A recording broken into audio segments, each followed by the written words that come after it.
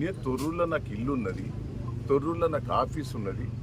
నేను ఎప్పుడు తొర్రూరులో పండుకుంటుంది. మరి నా తొర్రూరులో ఆఫీసులో నన్ను ఉంటానంటే కూడా నుంచి తీసుకొచ్చి ఇక్కడ పెట్టారు, నర్సులపేట తీసుకొచ్చారు. ఆడ ఝాన్సీ గారికి సిటిజన్షిప్ అమెరికాలో ఉన్నది. ఆమె ఇక్కడ ఇల్లు లేదు, ఏది లేదు, తొర్రూరులో ఆమె బాధాపు ఉన్నది. ఆమె అంటే ఎంత ఘోరం అండి. 45 ఏళ్ళ రాజకీయాలలో ఇంత మోసం, ఇంత దగ నేను ఎప్పుడు కూడా చూడలేదు. రాజశేఖర రెడ్డి పీరియడ్లో కూడా ఇట్లా ప్రజాస్వామ్య విరుద్ధంగా ఎప్పుడు కూడా చేయలేదు.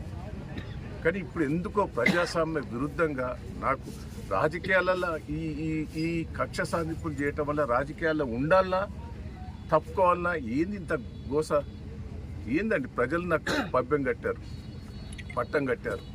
సర్పంచ్ ఎన్నికలలో మెజార్టీ సీట్లు ఇచ్చారు. నేను 46,000 ఓడిపోతే నాకు 2,000 లీడ్ ఇచ్చిన సర్పంచ్ ఎన్నికలు. పెద్ద పెద్ద గ్రామ పంచాయతీలని నన్నే గెలిపించారు. ఏదైనా మున్సిపాలిటీ కూడా మెజార్టీ వచ్చింది. ఇంత ప్రజాస్వామ్యంగా వచ్చిన దాన్ని ఇంత దౌర్జన్యంగా చేస్తాం. నాకైతే బాధ ఉన్నది, నాకు ఏడుపు వస్తున్నది. అసలు రాజకీయాల్లో ఉండాలన్నా, రాజకీయాల నుంచి తప్పుకోవాలన్నా అనిపిస్తుంది. నాకైతే ఇంత గోస, ఇంత ప్రజాస్వామ్య విరుద్ధంగా చేస్తుంటే ప్రజలు పాపం సంతోషంగా ఉన్నారు. కార్యకర్తలు కూడా రాత్రింబవళ్ళు కష్టపడ్డారండి. మా కార్యకర్తల కష్టాలు చూస్తే అయితే నాకు బాధ అనిపిస్తుంది. ప్రజలైతే కార్యకర్తలు 2 రోజుల బట్టి భోజనం లేకుండా 10,000 మంది కార్యకర్తలు వచ్చి రాత్రింబవళ్ళు కష్టపడ్డారు నా కోసం. నేను ఏం చెప్పాలి, ఏందైనా చెప్పాలి? ఎట్లా ఇంత విరుద్ధంగా చేస్తా అంటే రాజకీయాలలో నేను ఉండాలన్నా పోవాలన్నా నాకైతే బాధ ఉంటుంది. దయచేసి ఏంది ఈ దౌర్జన్యం?